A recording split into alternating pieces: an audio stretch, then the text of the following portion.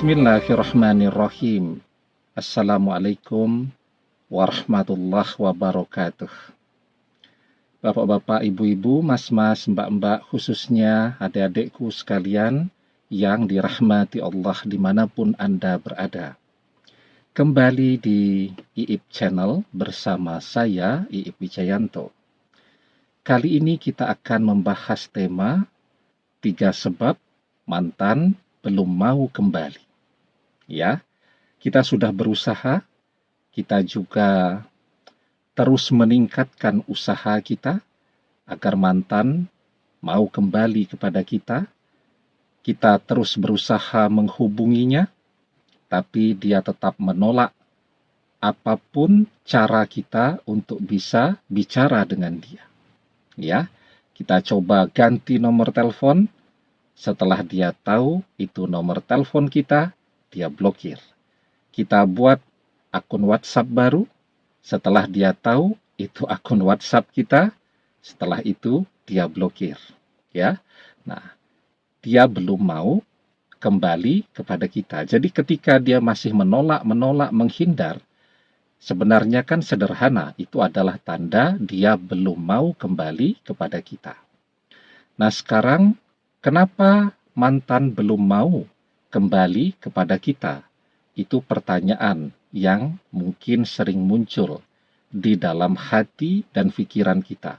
Kita meyakini sebenarnya mantan masih ada rasa, masih mungkin mencintai kita. Ya, walaupun mungkin bersama dia sudah ada seseorang yang baru.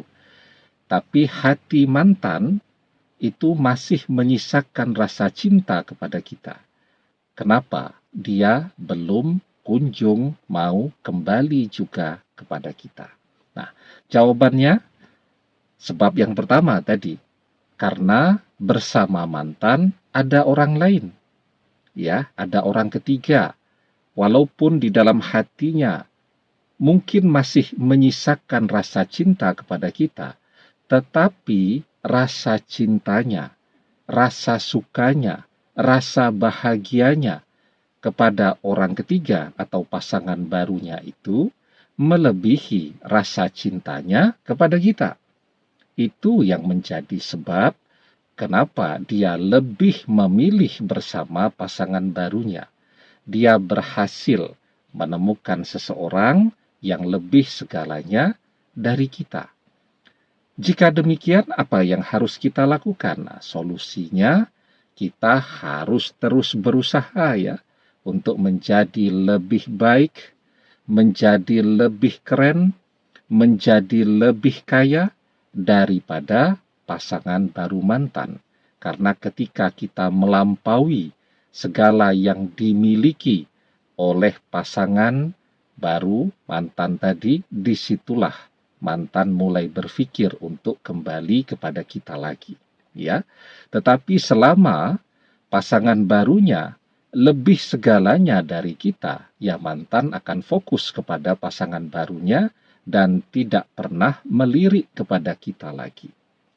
Yang kedua ya, sebabnya karena orang tuanya, keluarganya belum memberikan restu untuk kembali kepada kita. Pada mantan yang mandiri ya, secara ekonomi punya pekerjaan ya, bahkan mungkin sudah punya rumah sendiri, tabungannya banyak ya, dia betul-betul mandiri, nah mungkin dia bisa memilih dengan bebas ya, mau kembali kepada kita dan seterusnya. Tetapi pada mantan yang belum mandiri, segala sesuatunya masih disupport oleh orang tuanya. Kiriman bulanan, rumah nempati, rumah orang tua ya, kemudian SPP kuliah, dan seterusnya, semuanya ya masih sangat tergantung kepada orang tuanya. Maka itu yang membuat mantan sulit untuk memilih kembali kepada kita.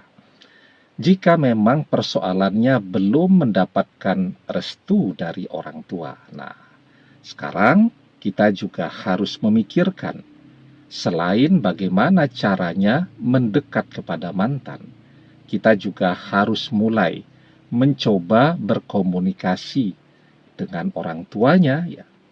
Karena banyak ya orang yang sudah menjalani hubungan bertahun-tahun tapi belum pernah ketemu dengan orang tuanya. Nah, coba berkomunikasi dengan orang tuanya karena orang tuanya itu adalah faktor yang cukup menentukan di dalam mantan memilih kembali kepada kita atau tidak ya.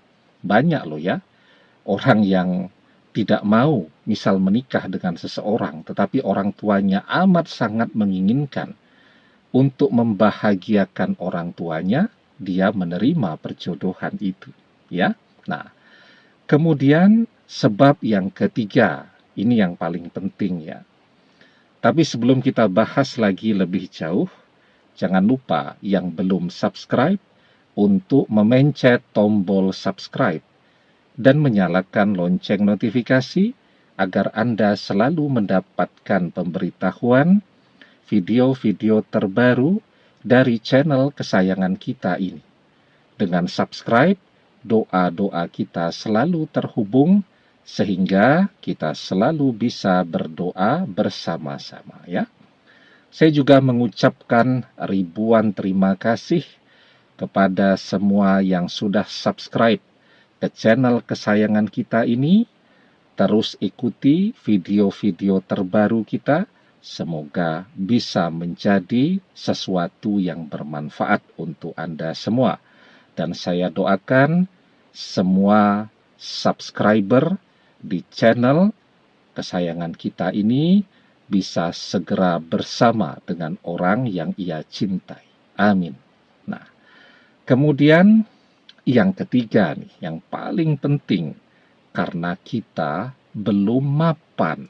Nah, jadi kemapanan seseorang, kemandirian secara ekonomi, itu juga amat sangat menentukan. Orang tuanya akan memberikan restu mantan bersama kita atau tidak. Ya. Nah, karena itu ya, sekarang bagaimana caranya agar waktu yang ada itu bisa kita manfaatkan dengan sebaik-baiknya. Kita kan diberikan waktu yang cukup ya. Semua manusia Allah berikan waktu setiap hari 24 jam, sehari semalam ya. Ada yang bisa memanfaatkannya dengan baik, jadi kaya raya dan mapan. Tetapi banyak juga yang tidak bisa memanfaatkannya dengan baik, ya hanya termenung, tidur, melamun, dan seterusnya, sehingga waktu berlalu begitu saja. Nah, sekarang waktu yang ada, manfaatkan dengan sebaik-baiknya. Mulai bekerja, ya.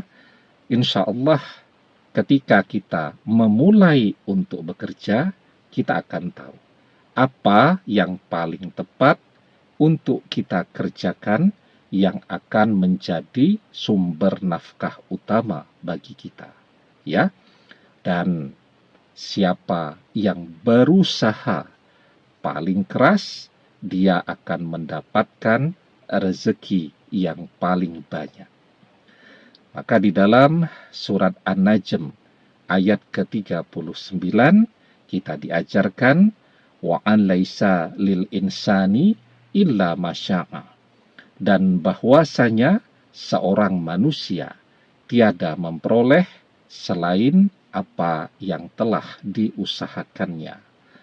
Demikian, semoga bermanfaat. Wallahu a'lam bissawab, billahi taufik wal hidayah. Assalamualaikum warahmatullahi wabarakatuh.